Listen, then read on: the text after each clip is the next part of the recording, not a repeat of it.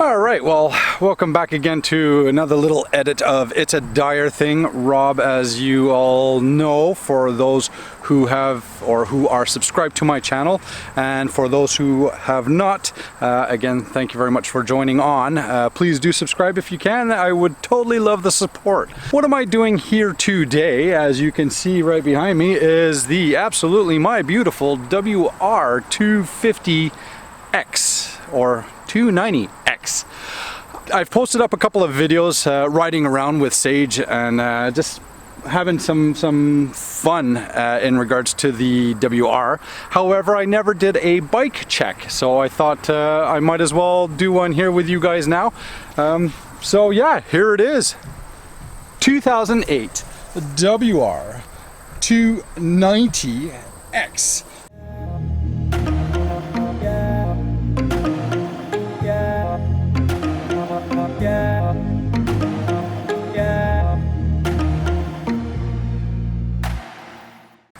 The WR250X did its debut in 2008, so we are now actually 11 years later, and the WR250 still remains the same WR250.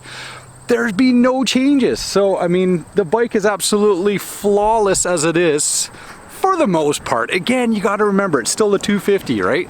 So yeah, there hasn't been any changes. Now, mind you, for the 2008 to 2011, they did the version called the X and not the R. So there were two bikes, right? A WR250R, WR250X. The X was more for the extreme riders, I guess you'd want to call it, for the extreme super motor kind of guys, which that came with street tires. So from factory, 17-inch front and rear street tire combination, whereas the R's was a off-road version with the knobbies. So yes, this is the actual 250, but it has been modified to a 290. So let me get to that as we run through the whole things. This is a 2008 version, and as you can see, it is the X model, just due to the fact that you have the black frame from factory. A couple of mods that have been done to this bike, as you can clearly see, there's already some of the decals. I did have the decals on the wheels done. That, my friend, was an absolute job and a half. I did not unlace the wheels. Basically, I just took the vinyl graphics and I basically cut them to allow me to work around the spokes itself.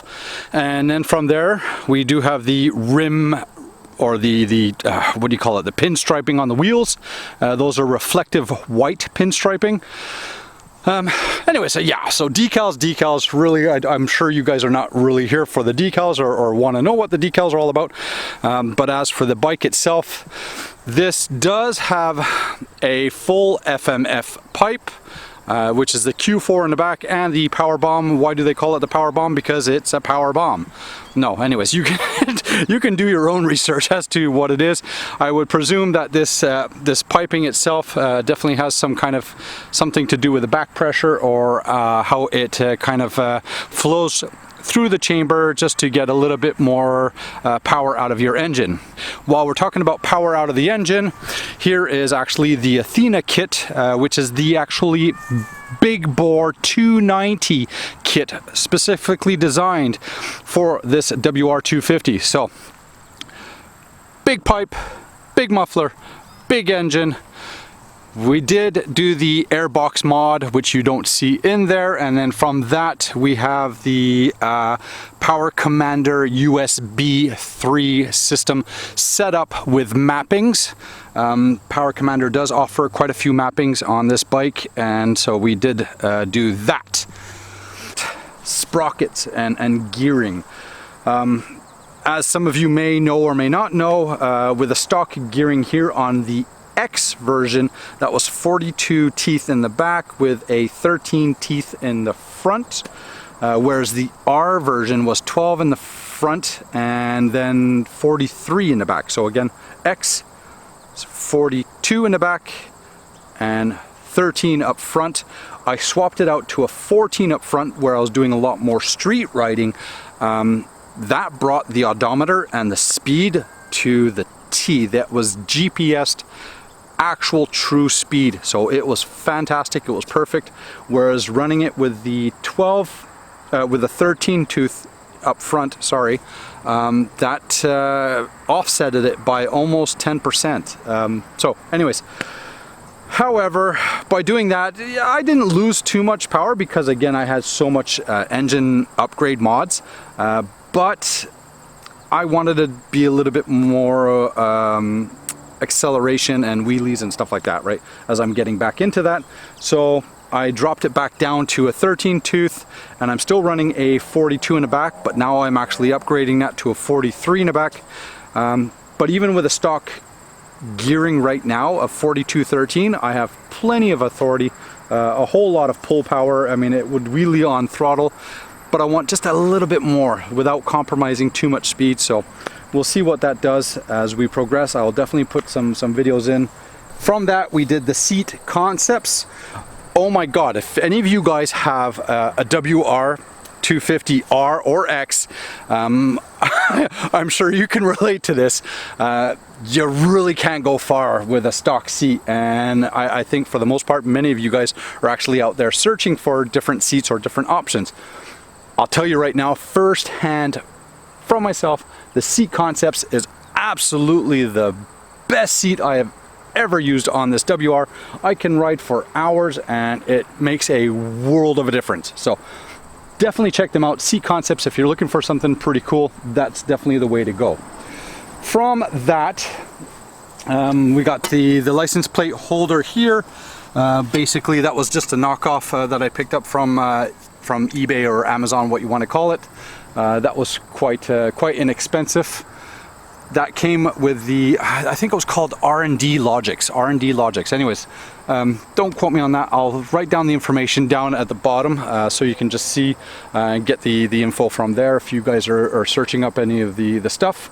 But then from there I went off with some just basically little knockoff flashers.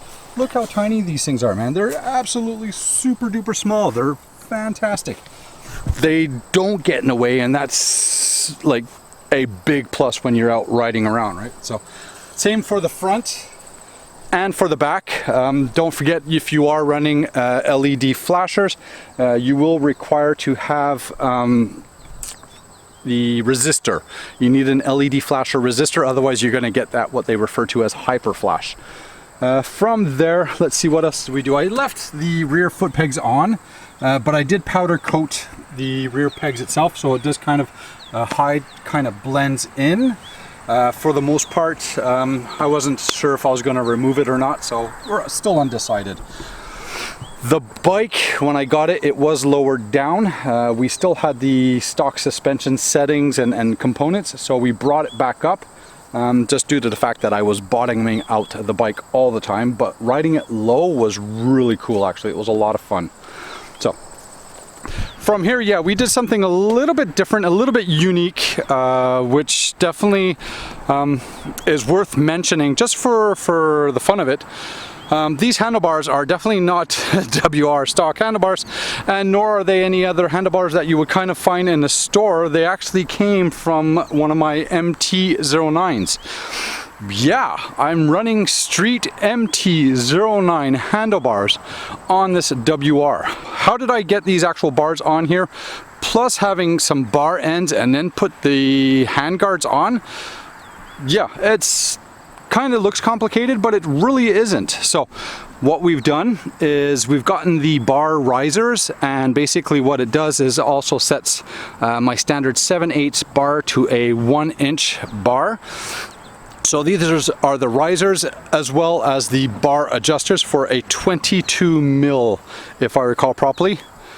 MT-09 bars, MT-09 grips. The throttle tube is actually all the same between most Yamaha products out there, so that's a no-brainer. Easily swap out, swap on. The bar ends actually come from the MT-09, which is a street bar, so basically takes off all the vibrations.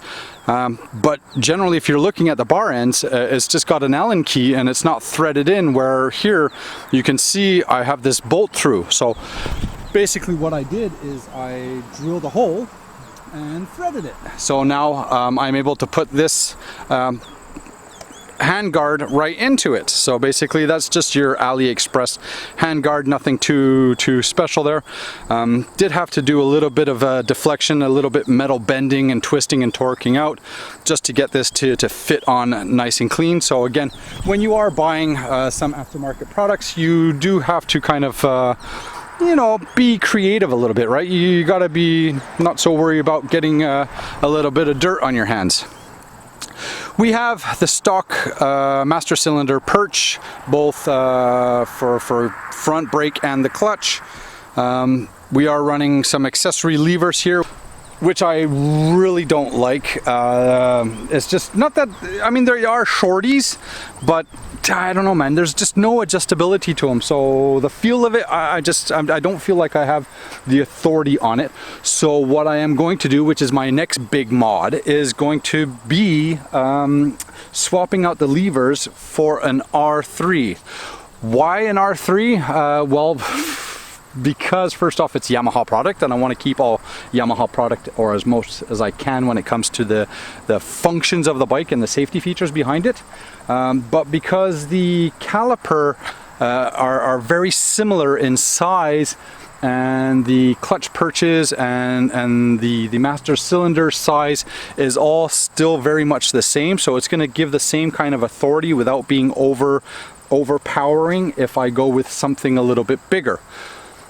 But why would I want to swap that all out? Well, it's actually all about the levers, the options of levers that you have out there for an R3 versus a WR is just hands down, you got a choice. And by saying that is because then it allows me to pick up and buy all different kinds of levers that have all sorts of adjustabilities to my liking. So I do also have an R3, and I have a set of levers on there, and I absolutely love the function of them and how well they work, and this just the smoothness and how well, yeah, they just feel really great. So I want that on this, so it kind of gives me a little bit more authority to the braking. So for the most part, that's pretty much it. As for the WR250X, again, remember that. It's absolutely a fantastic bike. It is so much fun. I wish I had done this many years ago. It's just an absolute blast to ride. So I highly recommend it to anybody else. I do both on-road and off-road with this bike, even though I do have the street tires, which are the Battle Axe, what were they? They were, yeah, the Hypersports, actually, the S20's Hypersports Battle Axe. So they're not the stock tires, which I do still have a set of stock tires, which I will run next year. But then after that, I think I'm going to go with something that gives me a little bit more off-road capability. But yeah, for the most part, I do sand, I do grass, I do dirt, I do rock, I do everything with this thing, and it's just an absolute fun. Going to upgrade the brake system, like I said. Definitely looking at probably doing the brake lines and then the brake pads just to get a bit more authority, as I'm practicing now more enduros or stoppies is what you want to call it. So fantastic bike, great on insurance, awesome on fuel, just an all-round perfect bike. I mean, it's a perfect bike. If you got to get two bikes and stuff like that, like a street bike, and then you're kind of like looking for something to play around with, this is definitely a no-brainer. Like a WR or a DRZ, some kind of super motor bike is just absolutely fun. I think everybody should actually have the two.